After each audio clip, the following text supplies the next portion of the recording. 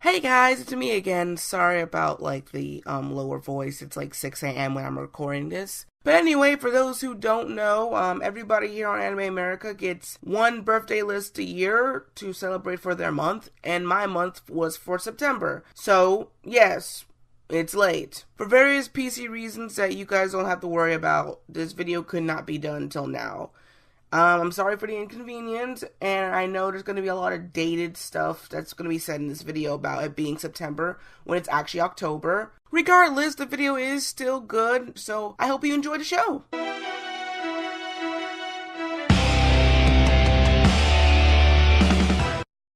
Hey all you ramen gorging party people, and okay, even though I knew that last year's birthday list would spawn this one by demand, I was highly begrudging it because the amounts of good female harem leads are underwhelmingly minuscule. Despite them being towards my demographic, female harem leads most of the time are either bland as a box of brand flakes, played to the note of, I can't do anything, or are so annoying I'd rather listen to Wheels on the Bus on loop. Honestly, this list was 3 times harder to make than the male one. Regardless, after looking high no hair for reverse harem anime with good leads, I think I have come up with a list of candidates that I'm comfortable with sharing. As a heads up, I've picked these ladies with a similar criteria to last year's list, with a few minor alterations. 1, I'm being more lenient to adding girls who are from conceptual harems. Otherwise, we really wouldn't be having this list now, would we? And 2, the caveats being this list would be much more emphasized on relevancy. As with many reverse harems, it's almost like the show forgets they exist. It doesn't cut it for me if I can't see the character as anything more than just drawings. So that's about all the housekeeping I can think of. Wait, hold on! I almost forgot something real important. Just give me a minute.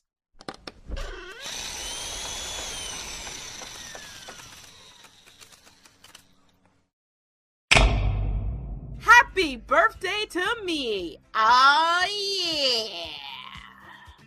Now let's get this shindig started. Here is my list for the top 10 female harem leads in anime.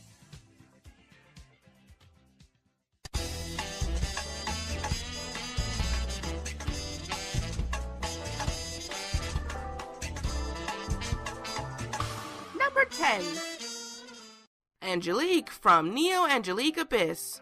Making entries for the bottom 3 girls on this list was the hardest challenge I had. Between the other iterations of her franchise, the one from Abyss was the best we got, honestly. But, alright comment section, I'll play the devil advocate's card because Angelique is a character I could appreciate on a level of context. Her lead in question is from a prim proper girl school, only wanting to grow up to be a doctor to help everyone. But you know, she was surprisingly not annoying despite her frailty. I mean, she is a dainty, rather fragile character who wants to live up to everyone's expectations as the Queen's egg.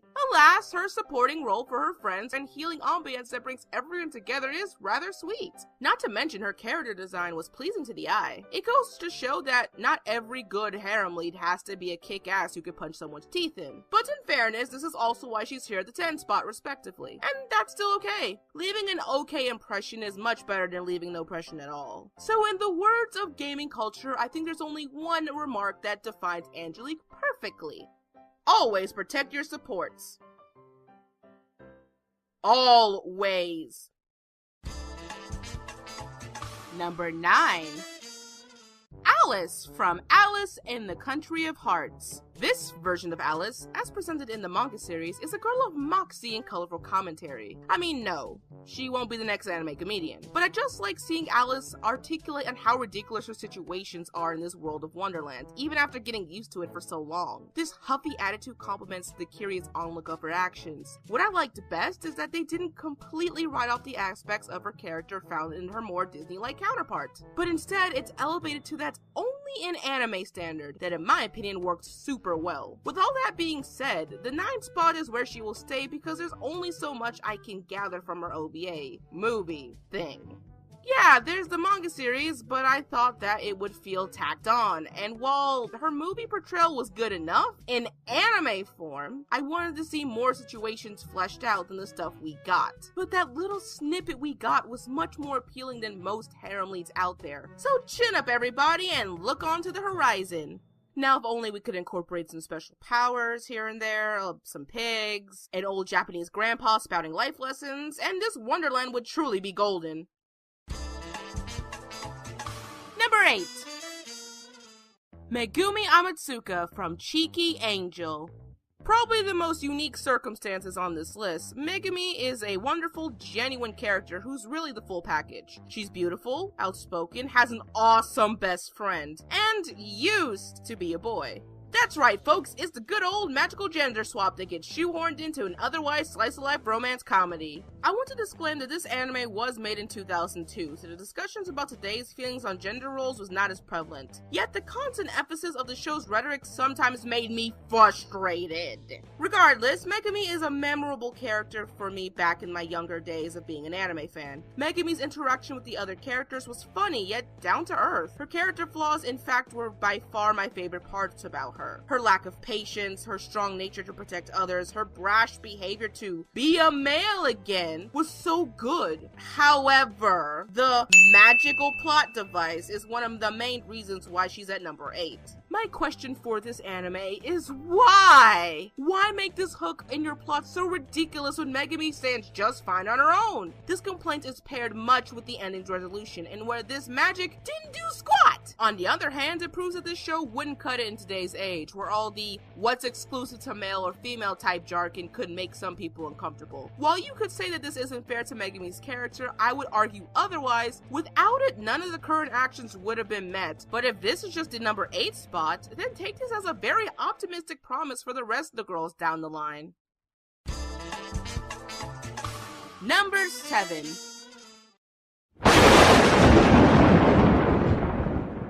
Hold up! My melodrama senses are tingling. You are talking about Fushigi Yugi, aren't you? Yep! Well, let me handle this for you since, well, I did make a whole frickin' month dedicated to the show's creator while reviewing this show. Uetase is life. Miyaka Yuki from Fushigi Yugi The Mysterious Play. Miyaka is a sweet girl who's still really young. She wants to do what is best for others, but will cave in every once in a while when something goes right by her. While we know she is in love with Tamahome and wants to find a way for the two of them to be together, she will also acknowledge the feelings of others. Wasn't that a rare trait? When she felt Tamahome was forever gone and Hotohori confessed his true feelings for her, Miyaka actually wanted to try and see where the relationship would take her. When she thought Tamahome was dead and felt that she wasn't worthy of love because she was actually convinced that she was raped, Amiboshi steps in to make her feel beautiful again. He even tries to marry her because he doesn't care whether or not she's damaged because he sees her as a good person. She's a harem lead that actually recognizes when others are in love with her and will do what she can to let them down gently since she doesn't like hurting people's feelings. She learns from all of her mistakes and just wants to find a way to bring peace during a war where many lives will be lost. Though the relationship with Tamahome is pretty cheesy, it's a relationship that they both had to fight for. The whole show is a giant melodramatic cheese fest that makes it a genuine harem soap opera, but Miyaka makes a decent lead because of her attention towards others and her genuine will to be honest and thoughtful. She started out as a typical teenage girl, only to walk away as a stronger and more honest person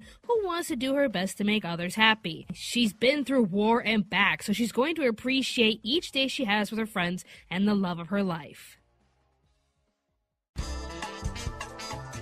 Number 6. Shuhei Ko from The Story of Sayu Koko. What makes this noble woman made into concubine and civil servant so special is her combination of intelligence and go-getter business attitude. She's talented in a variety of ways, from teaching to instrumentation of both musical devices and mathematical tenure. It's a refreshing take on something otherwise meh nowadays. Shuri gets my respect for taking things in full stride while also not coming off as a hopeless girl wanting to just survive. She has interests, calculative thoughts, desires, and she takes on opportunities and problem solves in an organic way that is seamless to her surroundings. Conclusively, the only reason she isn't any higher on the list is her uniqueness. Making a smart lead in this setting has been attempted before, but not without some stupid consequences. More about highlighting the Pashonins and leaving the girl to be bland as a doorknob. Plus, as with most of these types of subgenres, it takes a little bit for the ball to get rolling to see what Shuri can really do as a civil servant. Either way, if you have some time to hunt this down, I highly suggest to go check it out. After this commercial break, of course.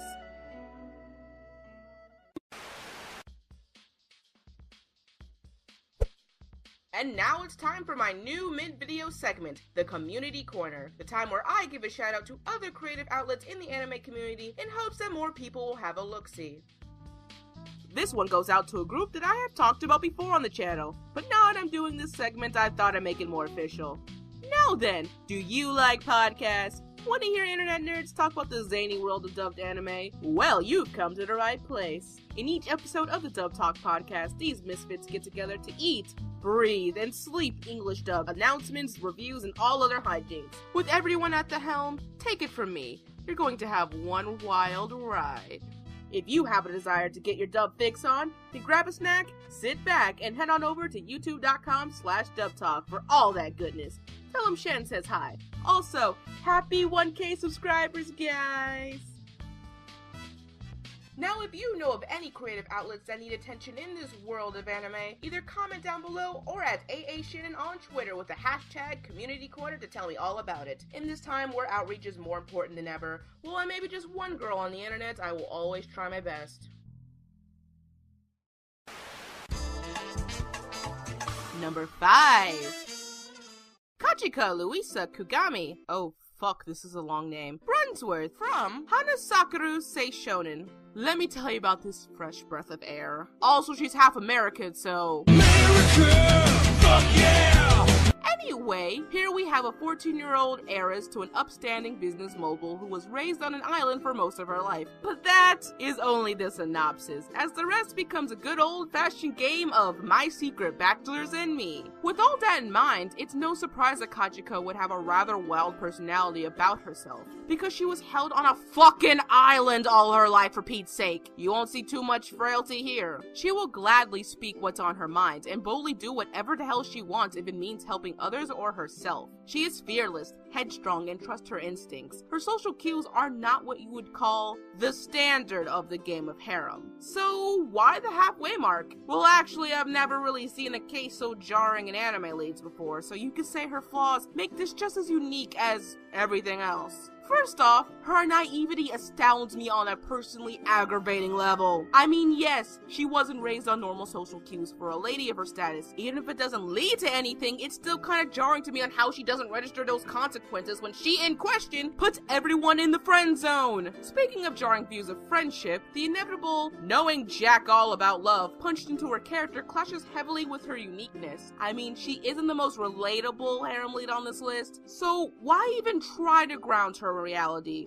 Another problem I have with Kachika is her character design. It may be a minuscule opinion, but her character design may look very beautiful, but she definitely doesn't look like a 14-year-old in my eyes. But all in all, she still is a great outlier in the harem formula, because like the free-willed spirit that really had an underrated movie, Kachika, whatever her last name is, strides ahead the pack as a wild example of what leads could be. Number 4. Today's number 4 was brought to you by the letter K. K for...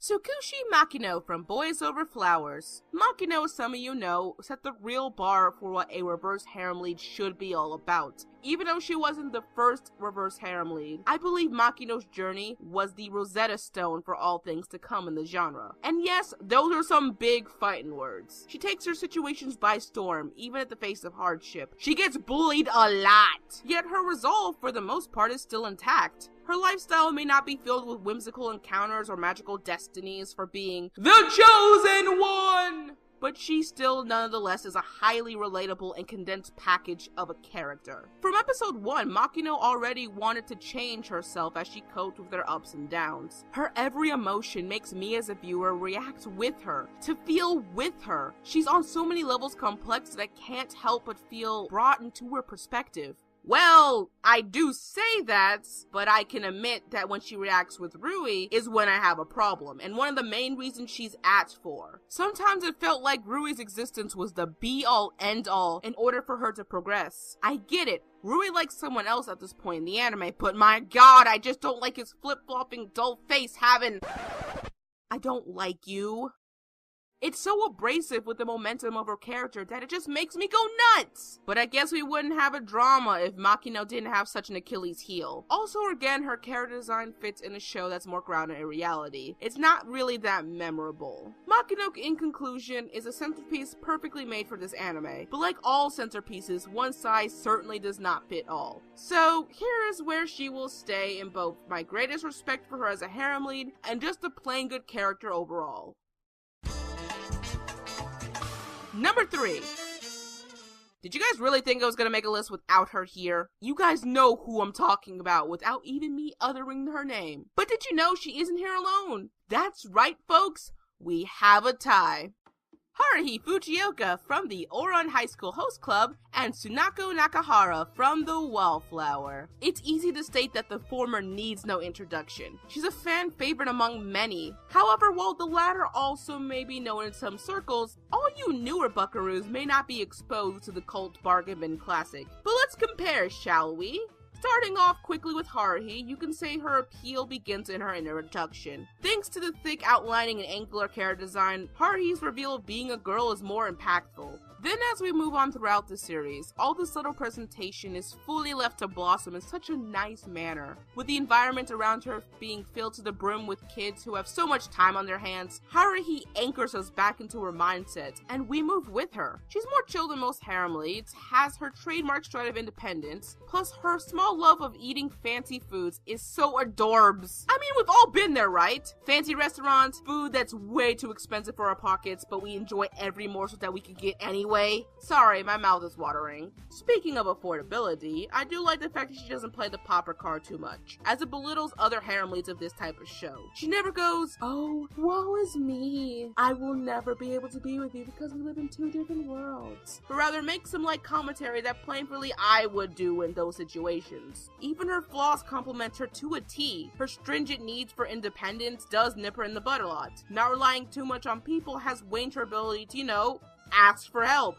With even more stuff to say about her, there's no denying why she's so loved by many. In contrast, we have the Wallflower. Sometimes called the poor man's Ouran High School Host Club, this anime does hit a lot of very similar tones. In a nutshell, Tsunako Nakaharu takes the extremist approach to Haruhi's character. She's a recluse gore and horror fanatic who is loud in both character design and action. Tsunako is a childlike, confident harem lead, being able to fight with the best of them with her incredible brawn, in contrast to Haruhi's brainiac studying spree. Outside of that, she tries her best to stay away from the quote-unquote people of light, and tries to be accepted by those in the darkness. Do you notice a trend here? You see, I find it seemingly fascinating that whatever is subtle and obvious in Haruhi is remixed in Tsunako. Where Haruhi, for example, couldn't care less about her social appearances, Tsunako does in her own way, but she's more conscious of that social divide. Ergo, Tsunako has much more of a bouncier personality than Haruhi. She rarely holds back her thoughts, even her weaknesses, and that's pretty admirable. Her whimsical nature on taking mundane tasks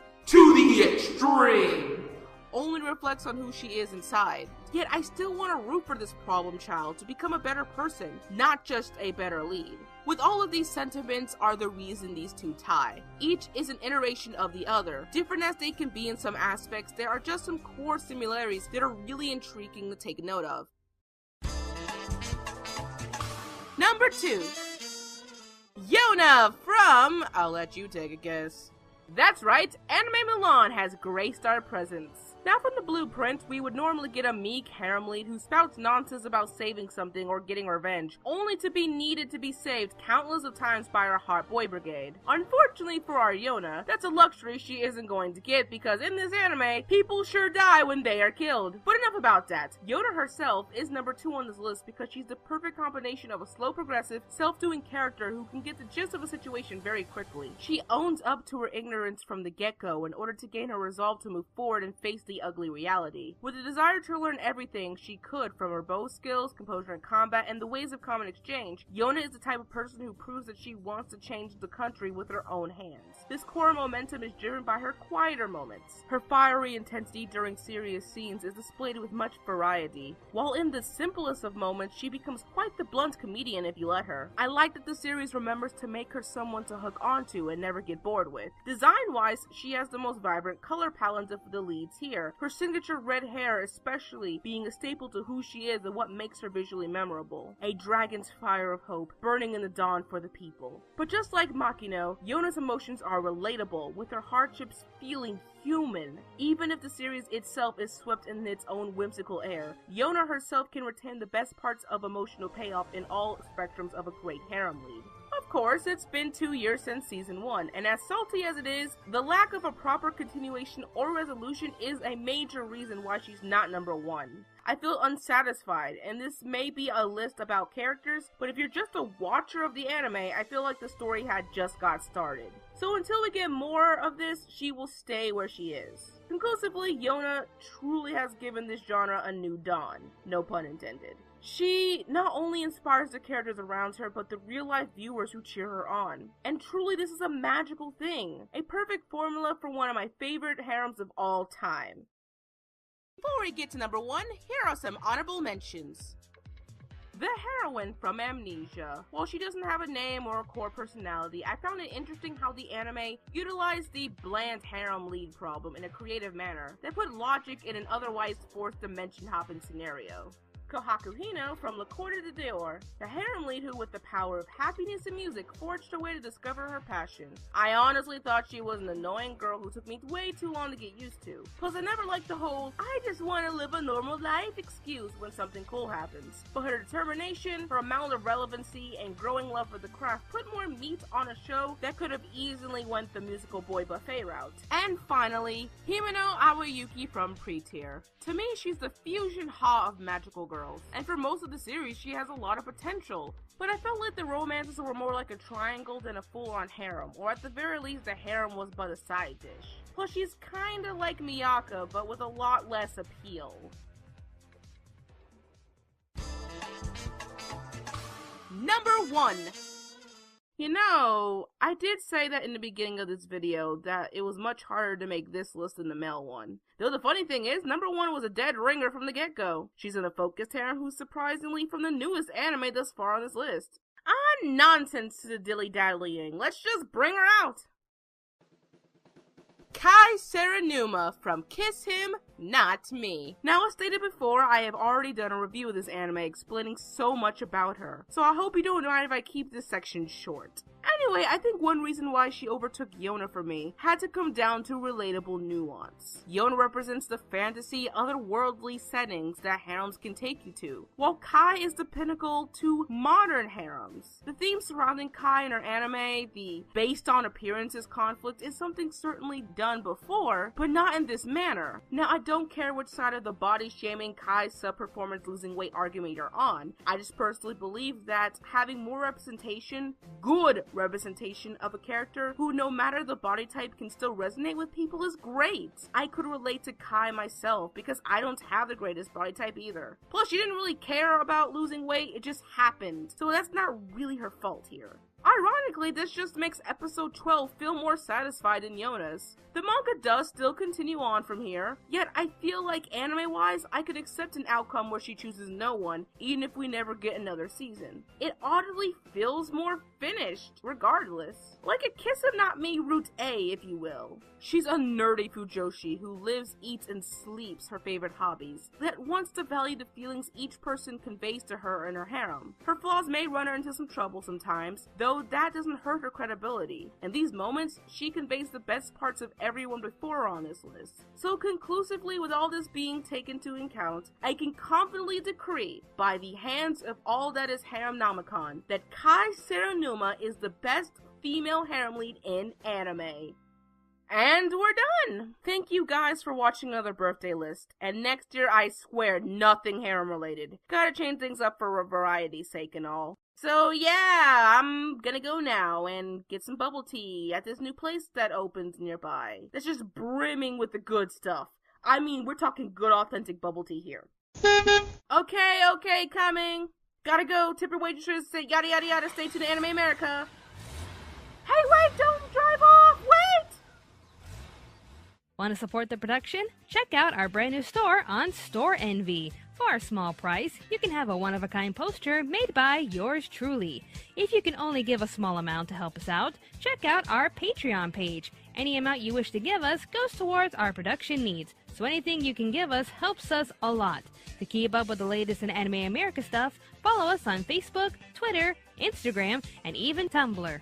Be sure to like, favorite, and subscribe to Anime America for more awesome reviews and top 10 lists. If you're interested in anything of pop culture, be sure to subscribe to Pop Spectrum. Thank you all for watching, and stay tuned to Anime America.